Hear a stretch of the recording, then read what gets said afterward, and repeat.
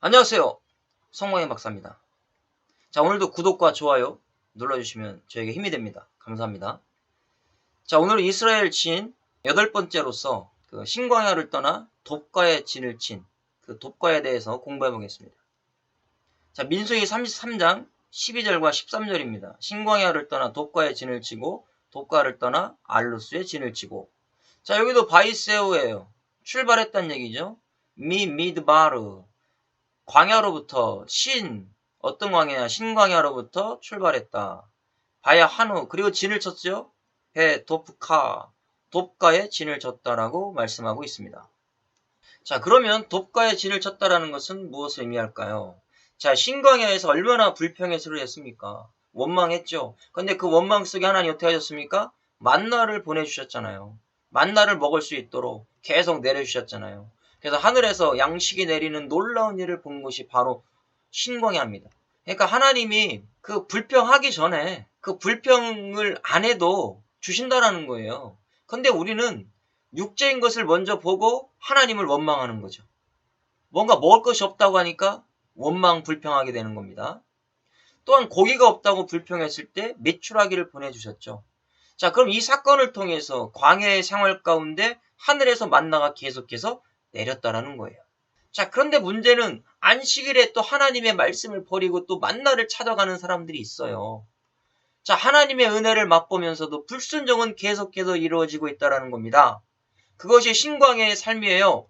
우리도 하나님 앞에 은혜는 받으면서 또 하나님의 뜻대로 가지 않는 이런 행동을, 불순종의 삶을 살아서는 안 된다는 것을 신광야를 통해서 우리가 배울 수가 있습니다. 또 신광야에서 어때요? 만나가 계속 내려지니까 사람이 또 그 자리에서 안주하고 싶은 생각이 있어요. 자, 그럼 우리는 어떠한 일에 성공하고 나면요, 도전하고 싶은 생각이 없어지고, 자, 이제는 되었다, 이런 생각으로 마음과 몸이 현재의 성공에 안주하고 싶을 때가 있죠. 이러면 망하는 겁니다. 매일같이 하늘에서 만나가 내려주시는데요, 이제는 어떻게 하냐? 신광야를 떠나게 하시는 거예요. 자, 인간의 마음은 잘 되는 곳에 있고 싶잖아요. 뭔가 먹을 것이 풍족한 곳에 있고 싶잖아요. 그런데 하나님은 떠나라는 거예요. 왜요? 이스라엘 진은 그냥 하나의 통과 과정이에요. 가나안 땅에 가야 되는 거예요. 우리도 이 세상이 광야의 삶이라고 했잖아요. 우리가 이 세상에서 잘 되고 안 되는 거 다 하나의 과정이에요. 우리가 가야 될 곳은 천국이라는 겁니다. 그래서 하나님이 그것으로 인도해 주시는 겁니다. 자, 그러면 돕가로 인도하신 하나님의 은혜가 무엇인지를 한번 알아보겠습니다. 자, 돕가라는 단어가 원어로는 도프카입니다. 이 단어가 다파크라는 단어에서 왔어요. 몰다, 두드리다 이런 뜻에서 왔죠. 돕가는 신광야에서 안주하려고 하는 이런 편안한 마음을 가지고 있는 이스라엘 백성들의 마음을 막 두드리는 거예요. 우리도 이럴 때가 있어요. 뭔가 일이 잘 되니까 안주하고 싶을 때가 있어요. 그렇다면 돕가로 빨리 가셔야 됩니다. 하나님이 막 가게 하시는 거예요. 하나님은 하나님의 인도하는 길로 가기를 원하시는 겁니다. 그래서 광야로 더 들어가도 먹을 양식도 없을 것 같고 고기도 먹을 수 없다는 생각 때문에 신광야를 떠나지 아니하려고 하고 있죠. 근데 하나님의 생각은 달라요. 가나안 땅에 들어가려면 반드시 떠나야 됩니다. 돕가에 오게 하셨는데요. 신광야에 머무려고 했던 백성들의 마음을 계속 두드리신 겁니다. 두드리셔서 돕가로 내모신 거예요. 자, 그러면 우리는 어떻습니까? 내가 안주하고 싶은 마음이 있을 때 성령은 내 마음속에서 두드리는 거예요. 야, 너 빨리 떠나라. 빨리 떠나라. 우리가 세상에서 일이 잘 돼요. 그럼 그 죄악의 자리에 앉아 있을 수가 있다라는 겁니다.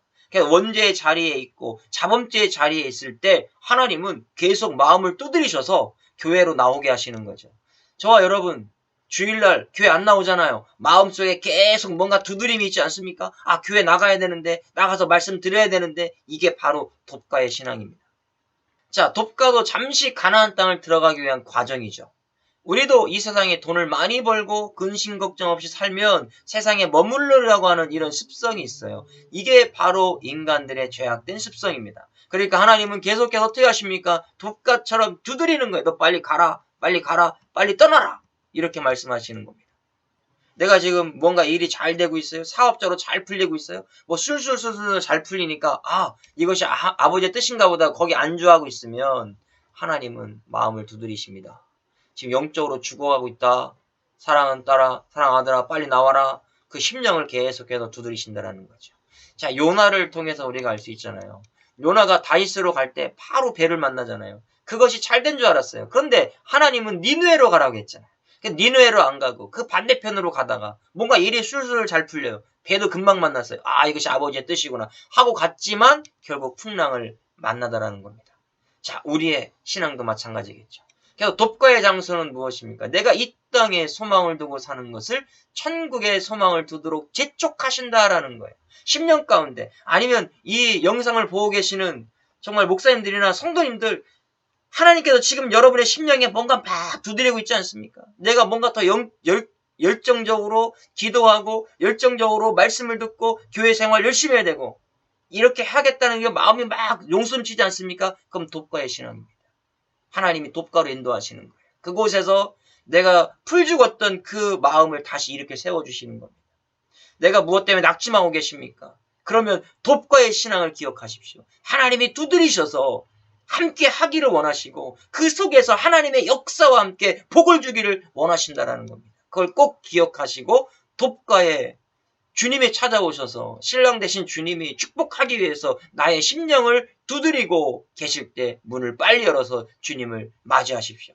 그때 주님과 함께 먹고 마시는 신앙이 되는 겁니다. 그래서 돕가의 신앙을 꼭 기억할 수 있기를 바랍니다. 수고했습니다.